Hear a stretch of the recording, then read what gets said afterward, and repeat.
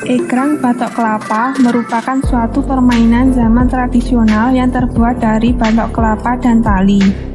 Permainan ini berkembang dan cukup populer pada tahun 1900-an. Permainan ini tidak hanya dimainkan oleh anak kecil saja, tetapi dimainkan juga oleh orang dewasa maupun orang tua.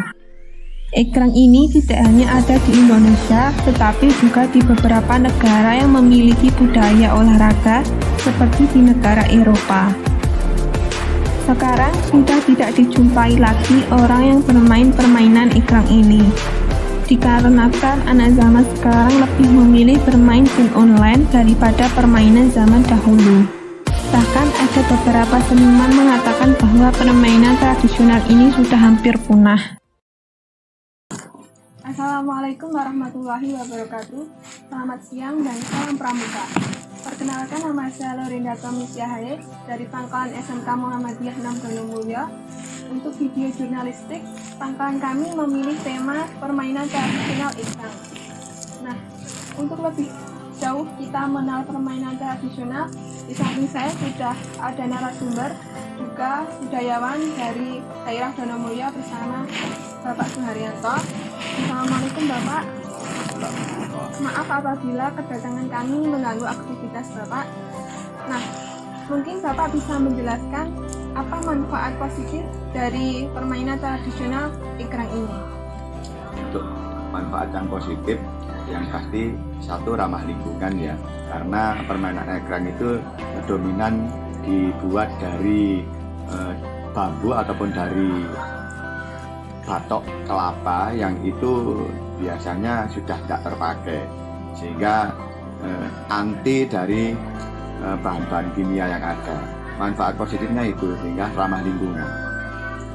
Nah, menurut Bapak, mengapa dari kita lebih memilih permainan gadget daripada permainan tradisional termasuk permainan egrang ini? Sebetulnya kalau generasi sekarang memilih permainan gadget itu karena memang mereka kurang tahu informasi dengan permainan-permainan yang lama ya, permainan klasik di mana-mana kita dulu. Karena satu hal yang pasti, mereka lahir di situasi di zaman yang memang sudah banyak beredar barang-barang yang sudah modern, sehingga kurang mengenal dengan permainan kayak dahulu, peninggalan dahulu. Itu juga karena ada faktor dari orang tua dan generasi yang dulu kurang bisa memberikan pencerahan, kurang bisa memberikan ilmu tentang permainan yang lama itu, seperti itu. Sehingga akhirnya generasi sekarang tidak mengenal dengan permainan peninggalan zaman dahulu. Nah, mungkin siapa yang pertama kali mempopulerkan permainan tradisional ini, Pak? Kalau untuk permainan egrang itu yang pasti ya anak-anak zaman dulu ya, zaman di era tahun 80 ke sana, ini 80 ke bawah. Itu di tahun-tahun itu masih banyak anak-anak di kampung-kampung yang masih menggunakan permainan batok, egrang dari batok atau dari bambu. Pada saat itu masih sangat populer banget. Mungkin bahkan sampai dengan tahun 85 itu masih banyak anak-anak yang bermain itu. Yang jelas anak-anak pada di era tahun seperti itu. Kalau di tahun 2000 kelihatannya sudah banyak berkurang, bahkan sudah nggak ada itu permainan egrang yang dari batok terutama. Adanya di daerah kampung-kampung pelosok, kalau sudah di kota sudah nggak ada. Permainan tradisional ini bisa dimainkan di mana dan kapan saja ya Pak? Biasanya kalau saya cuman mengetahui sesuai kebiasaan pada saat itu, yang lebih dominan itu di kampung-kampung, di pedesaan. Kalau di kota-kota besar itu sudah hampir nggak ada.